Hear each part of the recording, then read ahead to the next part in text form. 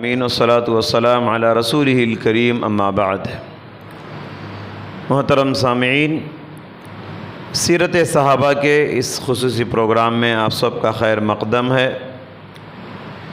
آج میں پیارے نبی صلی اللہ علیہ وسلم کے ایک پیارے صحابی حضرت خباب بن ارت تمیمی رضی اللہ تعالیٰ عنہ کی مبارک زندگی لے کر آپ کی خدمت میں حاضر ہوں۔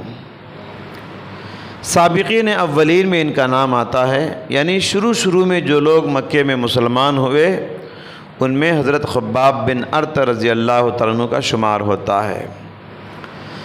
اللہ احد کہنا، اللہ اکبر کہنا جس زمانے میں،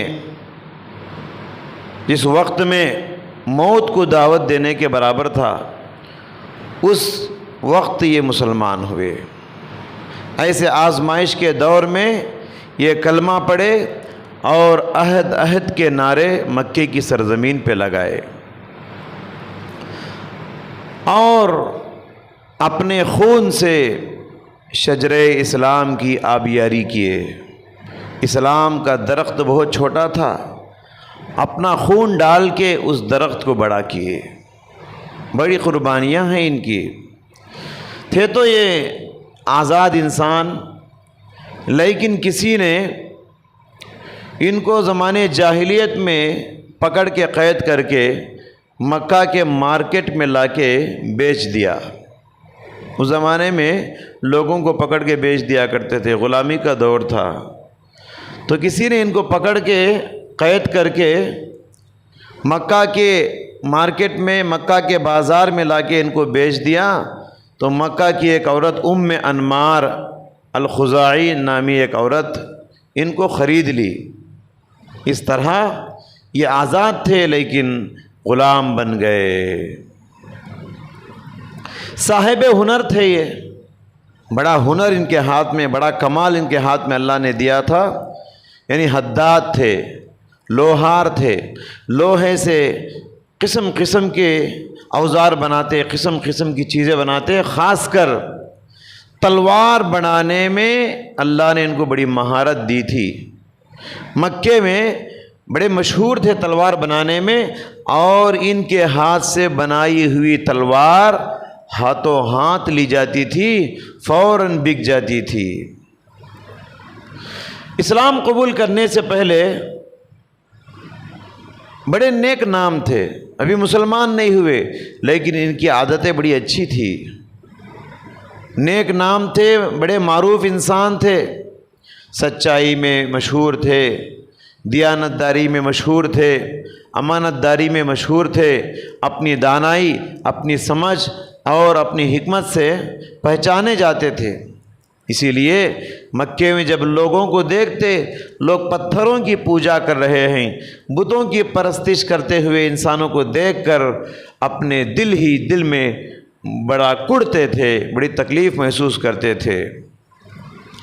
جب اللہ کے نبی صلی اللہ علیہ وسلم غار حرا سے توحید کا پیغام لے کے باہر آئے اور توحید کی تبلیغ کرنے لگے، سب سے پہلے مسلمان ہونے والوں میں حضرت خباب بن ارت رضی اللہ تعالیٰ عنہ کا نام بھی آتا ہے۔ چونکہ یہ غلام تھے، اس لیے حضرت خباب بن ارت کو اسلام قبول کرنے کے بعد بڑی آزمائشوں کا سامنا کرنا پڑا۔ جو بھی غلام ہوتا تھا مردوں میں اور عورتوں میں، جو بھی لونڈیاں ہوا کرتی تھی، مکہ کے مشرکین بہت ستایا کرتے تھے، بہت مارا کرتے تھے، بہت تکلیفیں پہنچایا کرتے تھے۔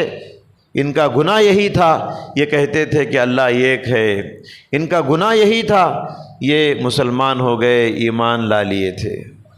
تو چونکہ حضرت خباب غلام تھے، اس لیے ان کو ایسی آزمائشوں کا سامنا کرنا پڑا۔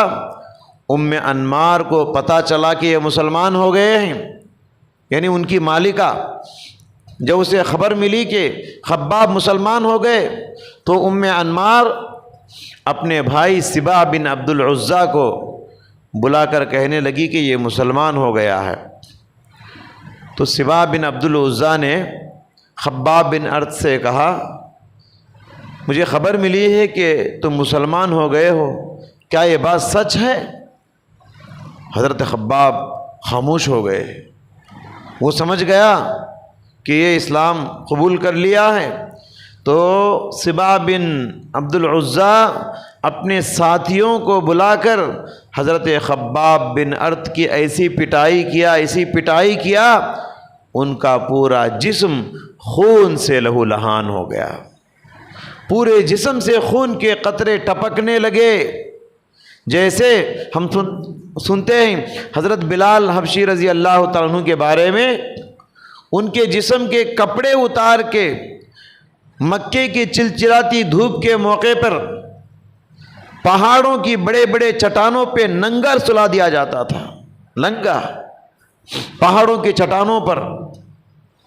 ویسے ہی خباب بن ارت کو جسم کے پورے کپڑے اتار کے، عرب کی گرمی مشہور ہے، دوپہر کے وقت میں چلچلاتی دھوپ کے موقع پر گرم گرم پتھروں پہ ننگا لٹا دیا جاتا اور اوپر سے پتھر رکھ دیا جاتا اور کہا جاتا یا تو محمد کے دین کو چھوڑ دے ورنہ یہی پر دم توڑ دے۔ کیسی آزمائشیں حضرت خباب بن ارت کو برداشت کرنا پڑا، اور اتنے مار انہوں نے پیٹھ پہ کھائے، پورے پیٹھ پہ زندگی بھر کے لیے زخم بن گئے اور داغ اور نشان بیٹھ گئے۔ جب مدینہ چلے گئے ہجرت کر کے، امن کے ایام آ گئے، مدینے میں اسلام مضبوط ہو گیا، تو امن کے ایام میں حضرت خباب بن ارت رضی اللہ تعالیٰ عنہ اپنی پیٹھ سے کپڑا اٹھا کے لوگوں کو ان مار کے تکلیف دیے ہوئے مشرکین مکہ کے لگائے ہوئے ماروں کے نشانات بتایا کرتے تھے کہ مکہ میں جب شروع میں اسلام آیا تھا، شروع میں جب مسلمان ہوئے تھے تو مکہ کی سرزمین نے ان کو جو تکلیف پہنچائی، مکہ کے مشرکوں نے جو ان کو تکلیف پہنچائی، ان تکلیفوں کو بتایا کرتے تھے مدینے کو آنے کے بعد، پیٹھ سے کپڑا ہٹا کے۔ اتنے مار ان کو لگے۔ عاص بن وائل السہمی، یہ نبی کریم صلی اللہ علیہ وسلم کا بہت بڑا دشمن تھا۔ عاص بن وائل السہمی مشرکین مکہ کا ایک سردار تھا۔ حضرت خباب بن ارت کیونکہ وہ صاحب ہنر تھے، حداد تھے، لوہار تھے، تلوار اچھا بناتے تھے، تو ان کے ہاتھ سے تلواریں بنوایا تھا۔ جب حضرت خباب بن ارت اس کے پاس پیسہ مانگنے کے لیے گئے، جو تلوار بنا کے دیے تھے اس کا پیسہ دو، تو اس نے کہا میں تمہارا پیسہ ضرور دوں گا لیکن ایک شرط ہے، تم محمد کے دین کو چھوڑ دو، میں پیسہ دے دوں گا، محمد کے ساتھ کفر کرو۔ حضرت خباب بن ارت نے کہا یہ تو کبھی نہیں ہو سکتا، یہ تو ہونے والی بات نہیں، میں محمد کے دین کو چھوڑ نہیں سکتا۔ تو عاص بن وائل خباب بن ارت کا مذاق اڑاتے ہوئے کہنے لگا ٹھیک ہے، تمہارا ایمان ہے نا، مرنے کے بعد ایک دوبارہ زندگی ہے، مرنے کے بعد دوبارہ اٹھائے جاؤ گے، جب دوبارہ اٹھائے جاؤ گے نا اس وقت تم میرے پاس آ جانا، میں تمہارا پیسہ لوٹا دوں گا۔ عاص بن وائل کی اس گستاخی پہ قرآن کریم سورہ مریم آیت نمبر 7 سے لے کر آیتیں نازل ہو گئی۔ اللہ تعالیٰ نے فرمایا افرأیت الذی کفر بآیاتنا وقال لأوتین مالا وولدا اطلع الغیب ام اتخذ عند الرحمن عہدا، اطلع الغیب ام اتخذ عند الرحمن عہدا کلا سنکتب ما یقول ونمد له من العذاب مدا۔ ان آیتوں میں عاص بن وائل کو سخت وعیدیں سنائی گئی کہ مرنے کے بعد جہنم میں اس کو قسم قسم کی سزائیں ہوں گی۔ جب مکی زندگی میں مکہ کے مشرکین کی جانب سے آزمائشیں بہت بڑھ گئی، اللہ اکبر. مکہ کے 13 سالہ زندگی میں صحابہ کو مشرکین مکہ اتنا ستائے، کسی کو گرم گرم کوئلوں پہ لٹا دیے، کسی کو حصیر میں لپیٹ کے نیچے سے دھواں دیتے تھے، کسی کو پتھروں میں گھسیٹ کے لے جاتے تھے. ایسی تکلیفیں سن کے دل کانپتا ہے. ان تکلیفوں عذابوں کو سن کر جسم کے رونگٹے کھڑے ہو جاتے ہیں. اللہ اکبر. دین اسلام کی خاطر ہمارے صحابہ کیسی کیسی قربانیاں دیے. جب مشرکین کی طرف سے تکلیفیں بڑھ گئی تو حضرت خباب بن ارت رضی اللہ تعالیٰ عنہ شکایت لے کر پیارے نبی صلی اللہ علیہ وسلم کے پاس حاضر ہوئے. اللہ کے نبی اس وقت کعبۃ اللہ کی دیوار کو ٹیک لگا کر بیٹھے ہوئے تھے. خباب بن ارت آئے اور کہنے لگے اللہ کے رسول الا تستنصر لنا الا تستنصر لنا وتدعو لنا. اے اللہ کے رسول، کیا آپ ہمارے لیے اللہ سے مدد کی دعا نہیں کرتے؟ کیا آپ ہمارے لیے دعائیں نہیں مانگتے؟ متی نصر اللہ. آخر ان تکلیفوں کو ہم کب تک برداشت کریں؟ آخر ان عذابوں کو کب تک سہتے رہیں؟ اللہ کی مدد آخر کب آئے گی اللہ کے رسول؟ اللہ کے نبی ان کی شکایت سننا تھا، اٹھ کر بیٹھ گئے اور خباب بن ارت سے مخاطب ہو کر کہنے لگے خباب، اتنا جلدی بے صبرے ہو گئے، اتنا جلدی تمہارا صبر جواب دے گیا، اتنا جلدی تمہارے حوصلے ٹوٹ گئے، حالانکہ تم پر وہ آزمائشیں نہیں آئی، تم پر وہ تکلیفیں ابھی تک نہیں آئی جو تکلیفیں پچھلے زمانے کے ایمان والوں پر، اہل ایمان پہ آئی تھی. کیسی کیسی تکلیفوں کو برداشت کرتے تھے. ان میں سے کسی کو آرا لے کر ان کے جسم کے ویسے ہی 2 ٹکڑے کر دیے جاتے تھے جیسے لکڑی کو 2 ٹکڑے کر دیے جاتے ہیں. آرا سر پہ رکھ کے کاٹ دیا جاتا تھا اور انسان 2 ٹکڑوں میں بٹ جاتا تھا. اس کے باوجود وہ ایمان کو چھوڑے نہیں. ان میں سے کسی کو زندہ انسان کو لوہے کی کنگیاں لے کر زندہ انسان کے گوشت کو ہڈیوں سے الگ کر دیا جاتا تھا. اس کے باوجود وہ ایمان چھوڑے نہیں. ایسی آزمائشیں ابھی تک تم لوگوں پر نہیں آئی. اے خباب، صبر کرو. واللہ لیتمن اللہ ھذا الامر، ضرور اللہ تعالیٰ اس دین کو مکمل کرے گا. صبر کرو، اللہ تعالیٰ ضرور دین کو سارے ادیان پہ غالب کر کے رکھے گا. اور ایسے امن کے ایام آنے والے ہیں دنیا میں کہ ایک مسافر صنعاء سے لے کر حضر موت تک اکیلا جائے گا اور اسے اللہ کے سوا کسی کا ڈر نہیں ہوگا. صنعاء اور حضر موت یہ 2 یمن کے 2 سٹی ہیں، 2 شہر ہیں. یعنی اس کونے سے لے کر اس کونے تک. اس زمانے میں ڈاکوؤں کا زمانہ تھا. راہ چلتے مسافر لوٹ لیے جاتے تھے، ان کے سامان کو چرا لیا جاتا تھا. جان کا خطرہ، مال کا خطرہ، عزت کا خطرہ تھا. تو اللہ کے نبی نے کہا ایسے امن کے ایام آئیں گے. صنعاء سے لے کر حضر موت تک ایک اکیلا مسافر بغیر ڈر کے، امن کے ساتھ، سکون کے ساتھ، اطمینان کے ساتھ جائے گا. اللہ کے سوا اس کو کسی کا ڈر نہیں ہوگا. حضرت خباب بن ارت کی شکایت سن کے اللہ کے نبی صلی اللہ علیہ وسلم نے مستقبل کی نوید سنائی، فیوچر کے لیے خوشخبری سنائی کہ ایسے ایام آنے والے ہیں. اور اس حدیث کو سن کر زیادہ دن نہیں گزرے جب صحابہ مکہ چھوڑ کے مدینہ ہجرت کر کے گئے تو خباب بن ارت بھی مدینہ ہجرت کر کے جانے کے بعد امن کے وہ ایام انہوں نے اپنے آنکھوں سے دیکھا. اللہ کی نبی کی وہ پیشین گوئی ہو بہو ویسے ہی پوری ہوئی.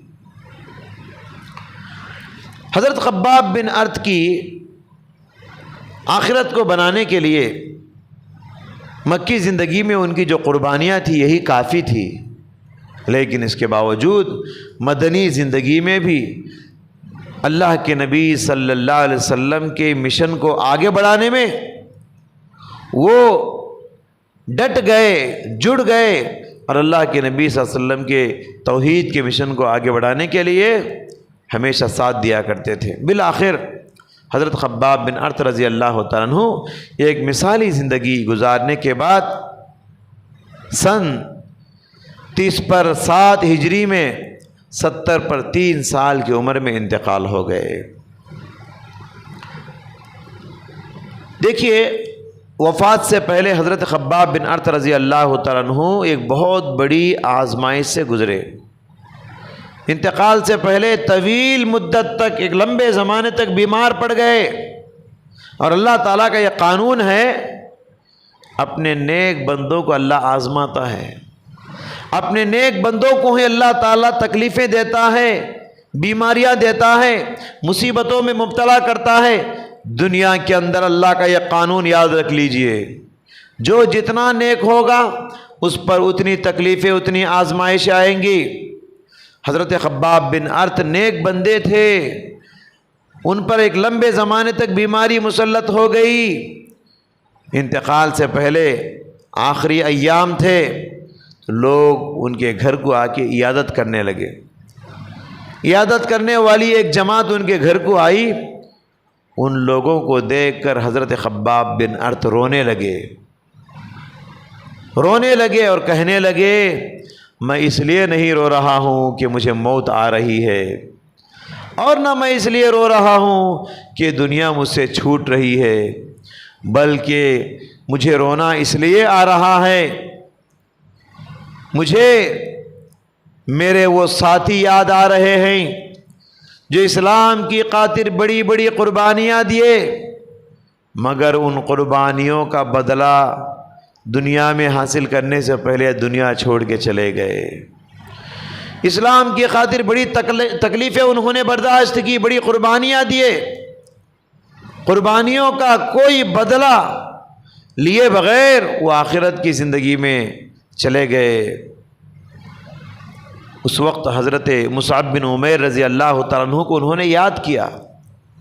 مصعب بن عمیر بڑے مالدار صحابی تھے، راستے سے گزرتے تو گھروں میں بیٹھ کر عورتیں بتا دیتی تھی کہ باہر سے مصعب گزر رہے ہیں، اتنی قیمتی خوشبو وہ لگایا کرتے تھے، اتنے بڑے مالدار تھے وہ۔